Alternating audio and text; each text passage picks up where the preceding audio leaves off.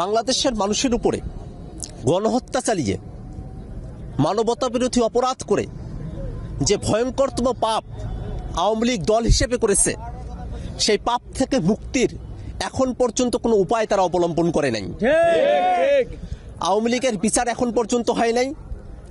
ছাত্রলীগের সন্ত্রাসীরা এখনো পর্যন্ত আমাদের সহযোদ্ধাদেরকে খুনের হুমকি দিয়ে বেরোচ্ছে, বিভিন্ন জায়গায় খুনের ঘটনাগুলো তারা ঘটাচ্ছে। এমত অবস্থায় আইনি দিক থেকে আওয়ামী লীগের ভোটের প্রতিদ্বন্দ্বিতা করতে বাধা না থাকলেও ছাত্র জনতা, বাংলাদেশের আপামর মানুষ এই ফেসিবাদী গণহত্যাকারী মানবতা বিরোধী যে দলটি আছে তাকে কোনোভাবেই বাংলাদেশের রাজনীতিতে আর রেলিভেন্ট হতে দেবে না। এর জন্যে যদি আমাদেরকে আবারও রক্ত দিতে হয়, আমরা রক্ত দেওয়ার জন্য প্রস্তুত আছি। লুটেরা বুর্জোয়া হওয়ার যে মানসিকতা, সেখান থেকে বেরিয়ে আসতে হবে। সবাইকে জাতীয় স্বার্থে জাতীয় বুর্জোয়া হতে হবে। যারা দেশের স্বার্থে কাজ করবেন, দেশের মানুষের কর্মসংস্থান নিয়ে কাজ করবেন, দেশের মানুষের সুবিধাগুলো দেখবেন এবং একই সাথে তারা এই যে অর্থ পাচার হয় সেই পাচারের মতো কর্মকাণ্ড থেকে তারা বিরত থাকবেন।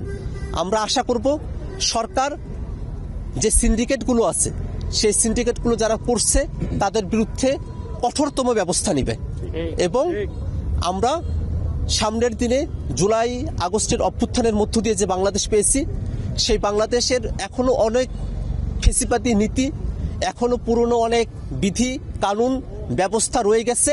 আমরা চাইব আমাদের যে সংগ্রাম, ফেসিবাদী ব্যবস্থার বিলোপ এবং নতুন রাজনৈতিক বন্দোবস্ত, তার জন্য জাতীয় নাগরিক কমিটির যে সংগ্রাম চলছে, বৈষম্যবিরোধী ছাত্র আন্দোলনের যে সংগ্রাম চলছে, সারা দেশের মানুষের যে সংগ্রাম চলছে, এই সংগ্রামের ভিতর আমরা যে পরবর্তী যে বৈষম্যমুক্ত বাংলাদেশ, তার প্রান্তে আমরা পৌঁছাতে পারবো। বাংলাদেশে জুলাই আগস্টের যখন অভ্যুত্থান হয় তখন ছাত্র তরুণরা বাংলাদেশের রাজপথ এমনভাবে তারা দখলে নিয়েছে, বাংলাদেশের মানুষকে মুক্তির জন্য তারা তাদের জীবন দিতেও কুণ্ঠাবোধ করে নাই।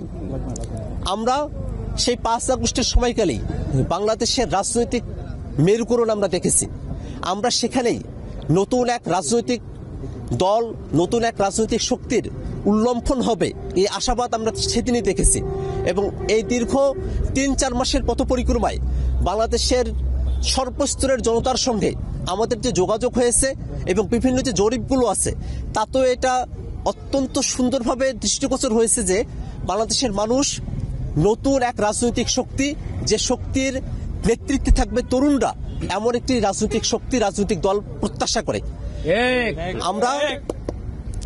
আমরা ছাত্র তরুণরা মিলে যে রাজনৈতিক দলটি প্রতিষ্ঠার কথা বলছি, এই রাজনৈতিক দল আমরা মনে করি নাগরিক কমিটি যে রাজনৈতিক ভাষা উৎপাদন করছে সেই ভাষার ভিত্তিতেই এই দলটি গঠিত হবে। আমরা বাংলাদেশে বিবদমান যত পক্ষ আছে, আদর্শিক পক্ষগুলো আছে, সে আদর্শিক দলাদলিতে আমরা লিপ্ত হতে চাই না। বাংলাদেশের জন্য সার্বিকভাবে আমরা একটি সেন্ট্রিস্ট মধ্যমপন্থী রাজনীতির চর্চা করতে চাই, যে রাজনীতির ভিত্তি হবে বাংলাদেশের স্বার্থ।